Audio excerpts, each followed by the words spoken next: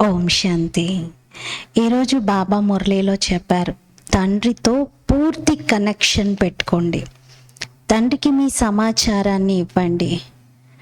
బాబా పిల్లలము అని చెప్పుకోవడం మాత్రమే కాదు, బాబాతో పూర్తి కనెక్షన్ని ఉంచుకోవాలి అన్నారు. ఎప్పటికప్పుడు బాబాకి సమాచారాన్ని వినిపించడము చాలా అవసరం. అలాగే డ్రామాలోని ప్రతి దృశ్యాన్ని సాక్షిగా చూడండి. దేనిపైన సంశయం వద్దు. మీ దగ్గర ఉన్నదంతా కూడా తనువు, మనసు, ధనము పూర్తిగా సేవలో సఫలం చేసుకోండి. బాబా దగ్గర ఇన్ష్యూర్ చేసుకోండి అన్నారు. అప్పుడు బాబా దానికి ఎన్నో రెట్లు రిటర్న్ ఇస్తారు. ఇది 10th జూన్ 2026 మురళి. మధురమైన పిల్లలు, శివబాబా మరియు బ్రహ్మబాబా ఇద్దరి మతము ప్రసిద్ధమైనది. మీరు ఇద్దరి మతంపై నడుస్తూ మీ కళ్యాణం చేసుకోవాలి. మధురమైన పిల్లలు, శివబాబా మరియు బ్రహ్మబాబా ఇద్దరి యొక్క మతము ప్రసిద్ధమైనదే. ఇది బ్రహ్మవాక్కు అని అంటారు కదా.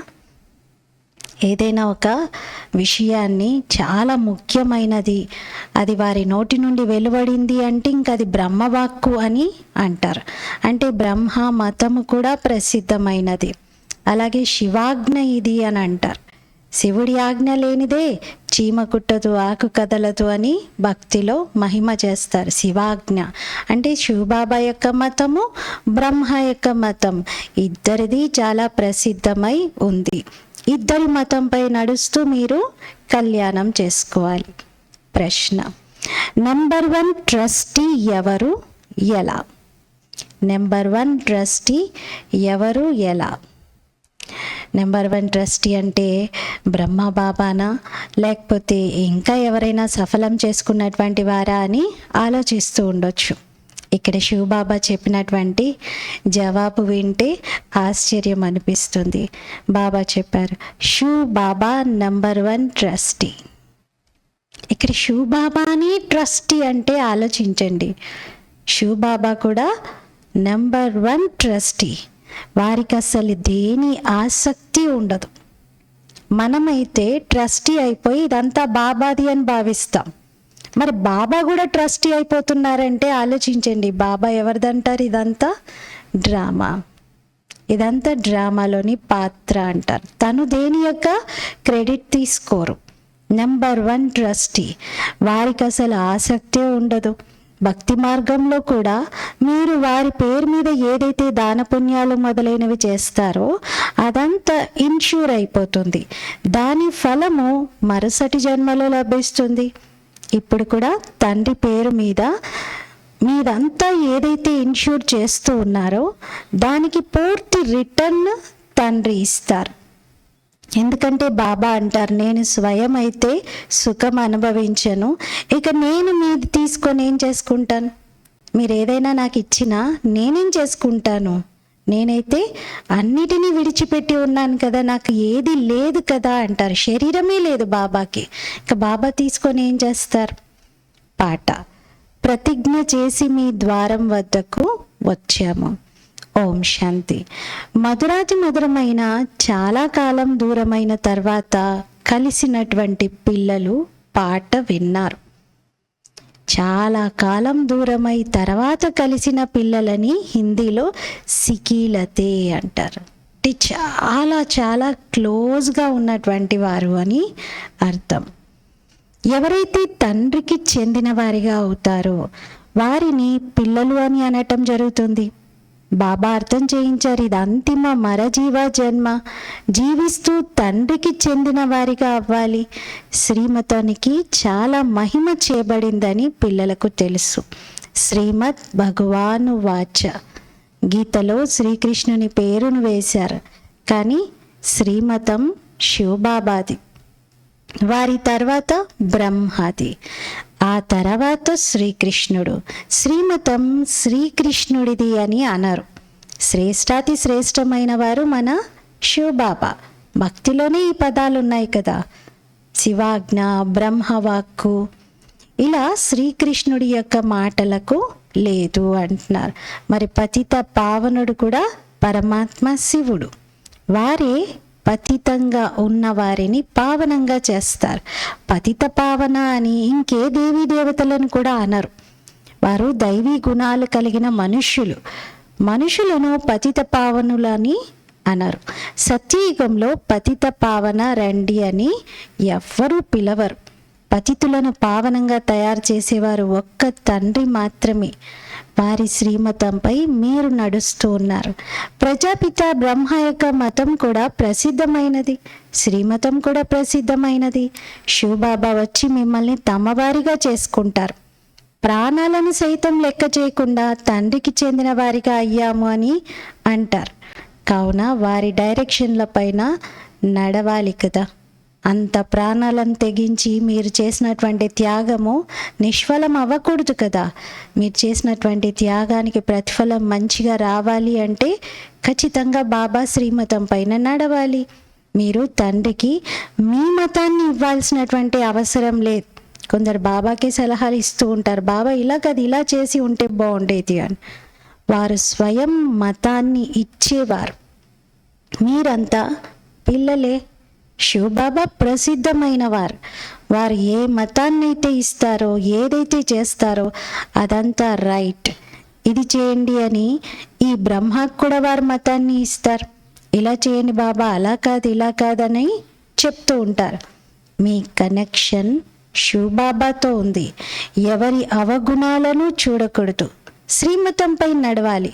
శివబాబా అయితే నిరాకారుడు, వారి ఇల్లు ఇదైతే కాదు కదా. మీరిక్కడ పాత ఇంటిలో ఉంటున్నారు, ఆ తర్వాత స్వర్గానికి వెళ్ళి మీ ఇంటిలో ఉంటారు. నేనైతే ఉండను అని శివబాబా అంటారు. నేనైతే ఇప్పుడు కొద్ది సమయం కోసం ఇక్కడికి వచ్చాను.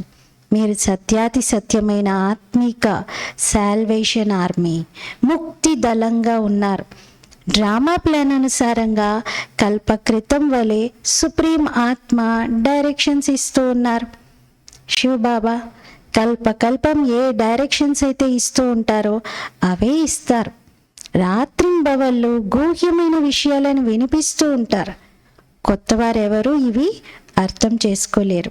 కొందరు 35-40 సంవత్సరాల నుండి ఉంటారు, కానీ ఈ గంభీరమైన విషయాలను అర్థం చేసుకొని వారు చాలామంది ఉన్నారు. బాబా అయితే రోజు కొత్తవి వినిపిస్తూ ఉంటారు.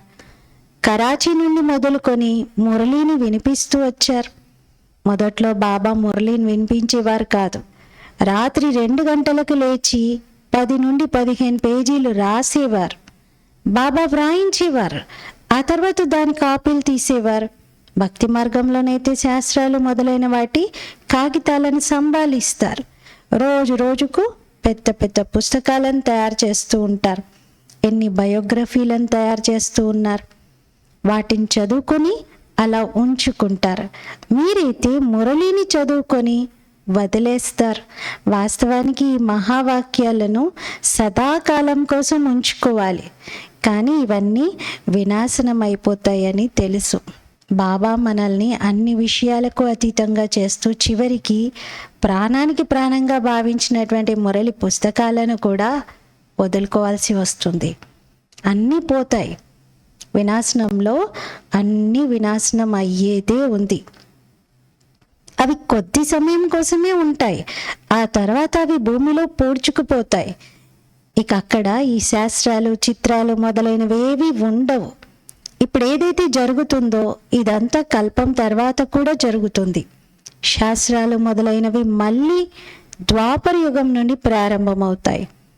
గ్రంథ్ కూడా మొదట్లో చేతితో రాయబడిందిగా చాలా చిన్నగా ఉండేది. సిక్కు మతస్థుల ధర్మ గ్రంథం ఇప్పుడు పెద్దదిగా తయారు చేశారు. రోజు రోజుకు పెద్దదిగా తయారు చేస్తూ ఉంటారు. అలా చూస్తే శివబాబా జీవిత కథను ఎంత పెద్దగా ఎన్ని పేజీల్లో రాయాలి?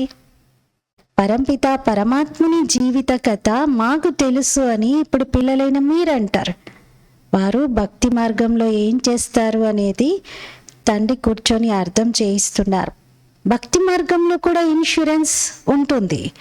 ఈశ్వరార్థం మనుష్యులు దాన పుణ్యాలు చేస్తారు కదా, ఆ దాన పుణ్యాలు భగవంతుని పేరుతో చేస్తున్నారు అంటే భగవంతుడు దాన్ని తీసుకొని మళ్ళీ అనేక రెట్లు కట్టి ఇస్తాడు అనే భావన ఉంది. ఫలానా వారు ఈశ్వరార్థం దాన పుణ్యాలు చేశారని, అందుకు ఈశ్వరుడు పెద్ద ఇంట్లో జన్మనిచ్చారని అంటారు. భక్తి మార్గంలో ధర్మాత్ములు చాలామంది ఉంటారు. ఈశ్వరార్థము, కృష్ణార్థము దాన పుణ్యాలు చేస్తారు. అందుకే తండ్రి అర్థం చేయిస్తున్నారు, నేను పిల్లలకు మరుసటి జన్మకు అల్పకాలం కోసం ఫలాన్ని ఇస్తూ వచ్చాను. మంచి లేక చెడు ఫలమైతే లభిస్తూ ఉంటుంది కదా, చేసిన కర్మలను బట్టి ఫలం తప్పకుండా ఉంటుంది. ఎంత ఇన్సూరెన్స్ అయింది, ఎవరు ఎటువంటి కర్మలు చేస్తారో దాని అనుసారంగా ఫలం లభిస్తుంది. మాయ తప్పుడు కర్మలు చేయిస్తుంది, వాటి వల్ల మీరు దుఃఖాన్ని పొందుతారు. ఇప్పుడు నేను మీకు ఎలాంటి కర్మలు నేర్పిస్తానంటే ఇక మీకు ఎప్పుడు దుఃఖం అనేదే కలగదు, మరియు మాయ కూడా అక్కడ ఉండదు. ఇకపోతే ఎవరెంత ఇన్సూర్ చేసుకుంటే అంత పదవి లభిస్తుంది. ఇన్సూరెన్స్లో మనం కట్టే ప్రీమియంని బట్టి మనకి రిటర్న్ వస్తుంది కదా. శివబాబా కూడా ట్రస్టీ కదా, వారు నంబర్ 1 ట్రస్టీ. వేరే ట్రస్టీలకు ఆసక్తి కలుగుతుంది. కొందరు ట్రస్టీలు అయితే ఇతరులదంతా నాశనం చేస్తారు. బాబా ఎటువంటి ట్రస్టీనో చూడండి, ఇదంతా పిల్లల కోసమే అని అంటారు. మీ కనెక్షన్ అంతా శివబాబాతో ఉంది. బాబా అంటారు, నేను సత్యమైన ట్రస్టీని, నేను స్వయం సుఖాన్ని తీసుకోను, పిల్లలకు మొత్తం రాజధానినంతా ఇస్తాను. లౌకిక తండ్రి కూడా పిల్లలకు అంత వారసత్వంగా ఇచ్చి వెళ్తారు. నేనైతే స్వర్గంలో ఏమీ తీసుకోను, మీకే అంతా ఇస్తాను. కావున మీ కనెక్షన్ అంతా శివబాబాతో ఉంది. నేను కూడా పూర్తిగా ఇన్షూర్ చేసుకున్నానని ఈ బాబా అంటారు. తనువు, మనసు, ధనము అంతా తండ్రి సేవలో ఉంది. సింధీలో ఒక నానుడి ఉంది, ఎవరి చేతులు ఇలా దాతలాగా ఉంటాయో, అంటే ఎప్పుడు ఇచ్చేవారిగా ఉంటాయో వారికే మొట్టమొదటి పంట లభిస్తుంది అని. అంటే దాతగా ఉన్నటువంటి వారికి భగవంతుడు దేత ఇస్తాడు అని అంటారు. తండ్రి వద్ద అంతా ఇన్ష్యూర్ చేసుకోవాలి. 2 పిడికెళ్ళ బియ్యాన్ని ఇస్తే మెహల్ లభించినట్టుగా చూశారు కదా. ఇప్పుడు చూడండి, ఇల్లు తయారైంది, మా ఇటుక కూడా పెట్టండి అని ఒకరొక రూపాయిని పంపించారు. మనీ ఆర్డర్లో రూపాయి వచ్చింది. బాబా వారికి ఇలా రాశారు, మీకైతే అందరికన్నా మంచి మెహల్ లభిస్తుంది, ఎందుకంటే మీరు పేదవారు. నేను ఉన్నదే పేదల పెన్నిధిని. పేదవారి 1 రూపాయి షావుకార్ల 10,000 రూపాయలతో సమానం. ఇద్దరికీ ఒకే పదవి లభిస్తుంది. షావుకార్లు చాలా కష్టం మీద వస్తారు. అందరికన్నా కన్యలు ఫ్రీగా ఉంటారు. మా అమ్మ నెంబర్ 1 అయ్యారు చూడండి. ఆమె వద్దనైతే ఏమీ లేదు, పేద కుటుంబం నుండి వచ్చారు, అయినా కానీ నెంబర్ 1లోకి వెళ్ళిపోయారు. ఇతను తనదంతా ఇచ్చారు, అయినా కానీ ముందు లక్ష్మి, ఆ తర్వాత నారాయణుడు అని అంటారు. ముందు సీత, తర్వాత రాముడు అని. అంటే ఎక్కడైనా ముందుగా స్త్రీకే మహిమను చేశారు. ఇదెంత అద్భుతమైన ఆట. కావున ఎప్పుడు ఏ విషయంలోనూ సంశయం ఉండకూడదు. బాప్ దాదా తక్కువేమీ కాదు, ఇందులో కొద్దిగా కూడా సంశయం రానివ్వకూడదు. చాలా మధురంగా, చాలా స్వీట్గా ఉండాలి. అడుగడుగున శ్రీమతం తీసుకోవాలి, లేదంటే మాయ చాలా నష్టం కలిగిస్తుంది. పిల్లలకు ఎన్ని డైరెక్షన్లని ఇవ్వాల్సి ఉంటుంది. బాబా అంటారు, పూర్తి సమాచారం వ్రాయండి. బాబా అన్ని రకాలుగా సంభాలిస్తారు. ఫలానా వారు ఉన్నతిలోకి వెళ్ళాలని బాబాకు చాలా సంకల్పం ఉంటుంది. కొంతమంది పిల్లల్ని చూస్తే బాబా వాళ్ళ భవిష్యత్తును త్రికాలదర్శిగా చూసి, ఈ పిల్లలు ఇంతగా మాయలో చిక్కుకున్నారే, ఈ పిల్లలు ఇంకా పురుషార్థం బాగా చేస్తే బాగుంటుంది అని బాబా కల సంకల్పం ఉంటుంది. బాబా పట్ల పూర్తి అటెన్షన్ ఉండాలి. మనం most beloved God fatherly students, అంటే అత్యంత ప్రియమైన ఈశ్వరీయ విద్యార్థులం. భగవాను వాచ్యాన్ని కూడా వ్రాయబడి ఉంది కదా, కానీ శ్రీకృష్ణుడి పేరును వేశారు. శ్రీకృష్ణుడు కూడా ఉన్నతోన్నతమైన వారే. వారు సత్యయుగ రాజకుమారుడు. శ్రీకృష్ణుని పేరు తీసుకుంటారు కానీ శ్రీనారాయణుని పేరును ఎందుకు తీసుకోరు? శ్రీకృష్ణుడు బాలుడు కదా. చిన్నతనంలో బాలుడు సతోప్రధానంగా ఉంటాడు. తర్వాత బాల్యం నుండి యువావస్థ, ఆ తర్వాత వృద్ధావస్థ వస్తుంది. పిల్లలకే మహిమ చేస్తారు, ఎందుకంటే పిల్లలు పవిత్రంగా ఉంటారు. పిల్లలను బ్రహ్మజ్ఞానుల సమానమైన వారు అని అంటారు. పిల్లల ద్వారా ఏ పాపము జరగదు. అందుకే శ్రీకృష్ణుడికి అధికంగా మహిమ ఉంది.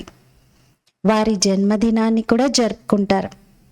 శ్రీకృష్ణుణ్ణి ద్వాపర యుగంలో చూపించారు. ఇవన్నీ తండ్రి స్వయంగా కూర్చొని అర్థం చేయిస్తారు. ఈ విషయాలన్నీ తెలిసిన వారు బ్రాహ్మణులైన మీరు తప్ప ఈ ప్రపంచంలో ఇంకెవరూ ఉండరు. బ్రాహ్మణులు ఉత్తమమైన వారు. బ్రాహ్మణులైన మీరు ఈశ్వరీయ సంతానము, సత్యయుగంలో ఈశ్వరీయ సంతానమని అనరు. ఈశ్వరుని ద్వారా తప్పకుండా స్వర్గ ప్రాప్తి లభిస్తుంది. ఇది మీకు అతి అరుదైన అమూల్యమైన జీవితము. అందరికీ ఇలా ఉండదు. ఈ డ్రామా ఇలా తయారై ఉంది.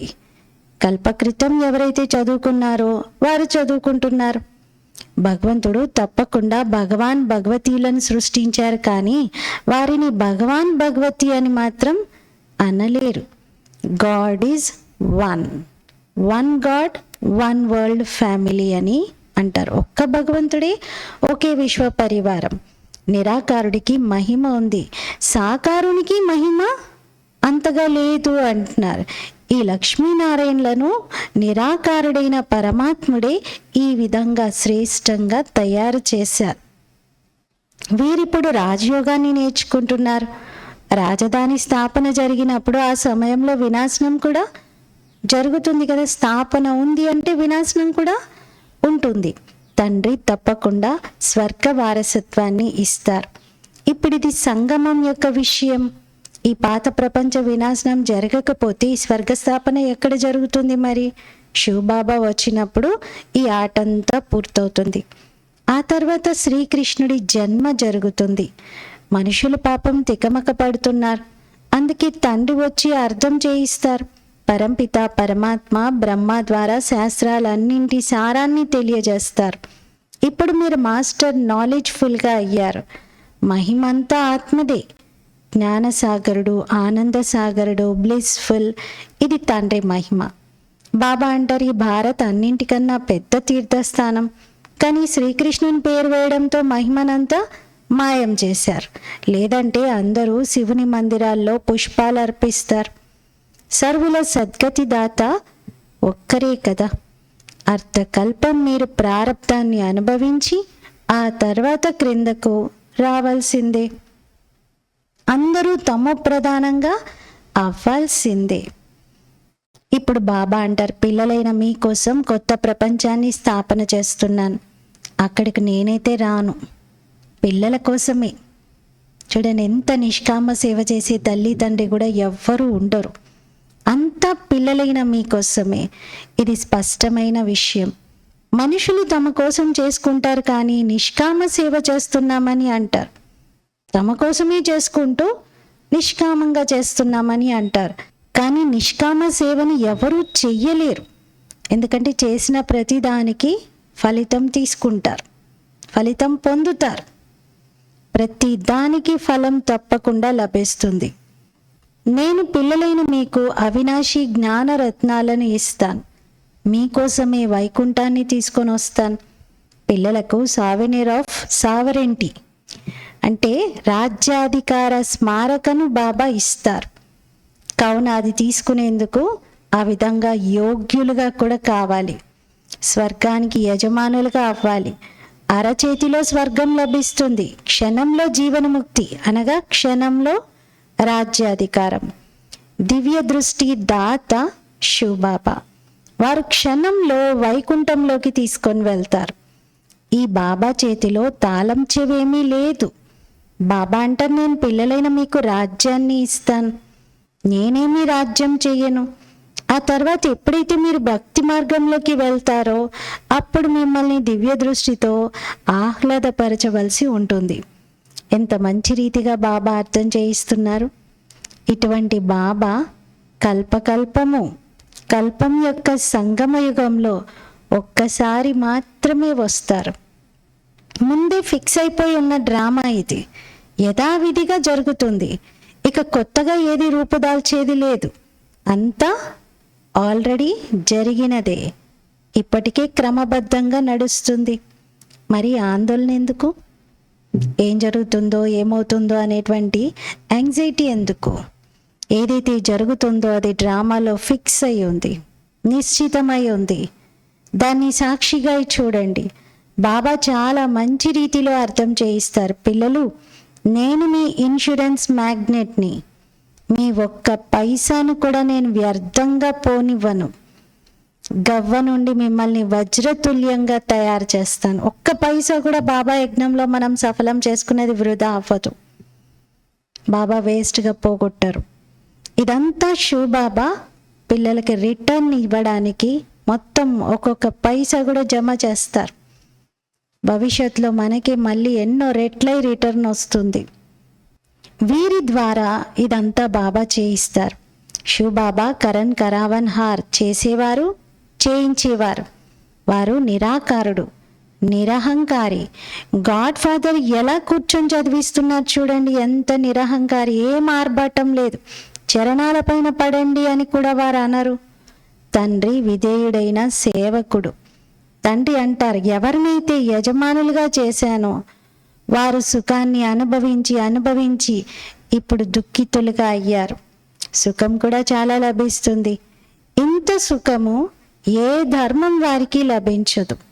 భారతవాసులకే ఎందుకు లభిస్తుంది? మిగిలిన వాళ్ళకి ఏం తప్పు చేశారు మరి? అలా అయితే అనలేము. అరే, ఇంతమంది మనుషులు ఉన్నారు, అందరైతే రాలేరు కదా, అందరూ అయితే పొందలేరు. డ్రామా ఆ విధంగా తయారై ఉంది.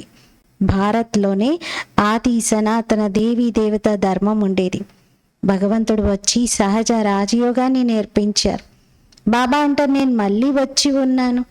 84 జన్మల పాత్రను అభినయించాం. ఇప్పుడు మళ్ళీ మనము ఇంటికి వెళ్తామని మీకు కూడా తెలుసు. ఇది చాలా పాత శరీరం అయిపోయింది. దీనికే బాబా సర్పం ఉదాహరణ ఇస్తారు. సన్యాసులేమో ఆత్మ పరమాత్మలో లీనమవుతుందని అంటారు. ఇటువంటి అవస్థలో ఉంటూ శరీరాన్ని వదిలేస్తారు. కానీ బ్రహ్మతత్వంలో మాత్రం ఎవరు లీనం అవ్వరు.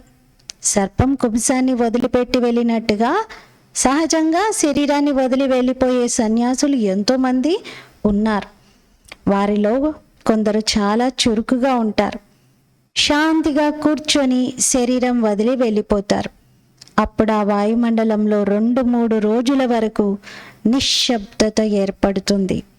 ఈ పాత శరీరాన్ని వదిలి బాబా వద్దకు వెళ్తామని మీకు తెలుసు. చూడండి, ఒక్క సాధన చేసి పవిత్రత ధారణ చేసినటువంటి సాధువు శరీరాన్ని విడిచిపెడితే 2-3 రోజుల వరకు కూడా ఆ వాతావరణంలో నిశ్శబ్దత ఉంటుంది. అంటే మరి ఇంతమంది జ్ఞాని, యోగి, తపస్వి ఆత్మలైనటువంటి పరమాత్ముని పిల్లలందరూ అంతిమంలో ఈ సృష్టిని విడిచిపెట్టే సమయంలో శరీరాలను వదిలి వెళ్ళిపోతూ ఉంటే విశ్వంలో 2500 సంవత్సరాల వరకు ఆ శాంతి, ఆ నిశ్శబ్దత, ఆ వాయుమండలంలో శక్తిశాలి తరంగాలు, ఆ సుఖము, అదంతా కూడా సుస్థిరంగా ఉంటుంది. 2500 సంవత్సరాలు వాతావరణాన్ని కంప్లీట్గా మార్చేస్తుంది. ఈ పాత శరీరాన్ని వదిలి బాబా వద్దకు వెళ్తామని మీకు తెలుసు. బ్రహ్మతత్వము బాబా కాదు, ఇది పాపం వారి బ్రహ్మ మహాతత్వాన్ని భగవంతుడిగా భావించడము అది వాస్తవం కాదు. బ్రహ్మ మహాతత్వం భగవంతుడు నివసించేటువంటి స్థానం. అది భగవంతుడికి కూడా అది ఇల్లు. अच्छा। मीठे मीठे सिकिलते बच्चों प्रति माता पिता बाप दादा का याद प्यार और गुड मॉर्निंग। रूहानी बाप के रूहानी बच्चों को नमस्ते। हम रूहानी बच्चों की रूहानी बाप दादा को याद प्यार गुड मॉर्निंग और नमस्ते। मेरा बाबा मीठा बाबा प्यारा बाबा शुक्रिया बाबा। ధారణ కొరకు ముఖ్య సారము. ఫస్ట్ పాయింట్, ఈ డ్రామాలోని ప్రతి దృశ్యాన్ని సాక్షిగా చూడాలి. ఎందుకంటే ముందే నిశ్చితమై ఉన్నటువంటి డ్రామా యథావిధిగా క్రమబద్ధంగా జరుగుతోంది.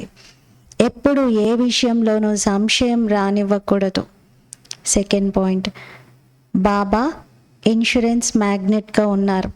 అందుకే తనువు మనస్సు ధనములను తండ్రి సేవలో సఫలం చేసుకొని తమ భవిష్యత్తును తయారు చేసుకోవాలి. తండ్రితో పూర్తి కనెక్షన్ పెట్టుకోవాలి. వారికి తమ పూర్తి సమాచారాన్ని ఇవ్వాలి. ఫస్ట్ పాయింట్లో బాబా సాక్షి స్థితిలో ఉండండి, ఎప్పుడు సంశయం రాకూడదు అంటున్నారు. రెండో పాయింట్లో తనువు మనసు ధనము ఇన్సూరెన్స్ మ్యాగ్నెట్ అయిన బాబా దగ్గర సఫలం చేసుకోండి, పూర్తి కనెక్షన్ పెట్టుకోండి, సమాచారం ఇవ్వండి అంటున్నారు. వరదానం, మరజీవ స్థితి ద్వారా ధైర్యము మరియు ఉల్లాసముల అవినాశీ స్టాంపును వేసే ప్రాప్తి సంపన్న భావ. మరజీవ స్థితి ద్వారా ధైర్యము మరియు ఉల్లాసముల అవినాశీ స్టాంపును వేసే ప్రాప్తి సంపన్న భవ. ఎవరైతే ప్రాప్తులతో సంపన్నంగా ఉంటారో వారి ప్రతి నడవడిక, నయనాలు మరియు హావభావాల ద్వారా ఉల్లాస ఉత్సాహాలు కనిపిస్తాయి. కానీ ధైర్యం మరియు ఉల్లాసం యొక్క అవినాశి స్టాంపును వేసుకునేందుకు మీ గతం యొక్క లేక ఈశ్వరీయ మర్యాదలకు విరుద్ధమైన సంస్కారాలు, స్వభావాలు, సంకల్పాలు మరియు కర్మలు ఏవైతే ఉంటాయో వాటి నుండి మరజీవాగా అవ్వండి. ప్రతిజ్ఞ రూపీ స్విచ్ను సెట్ చేసుకొని ప్రాక్టికల్గా ప్రతిజ్ఞ అనుసారంగా నడవండి. ధైర్యంతో పాటుగా ఉల్లాసం కూడా ఉన్నట్లయితే ప్రాప్తి యొక్క మెరుపు దూరం నుండి కనిపిస్తుంది.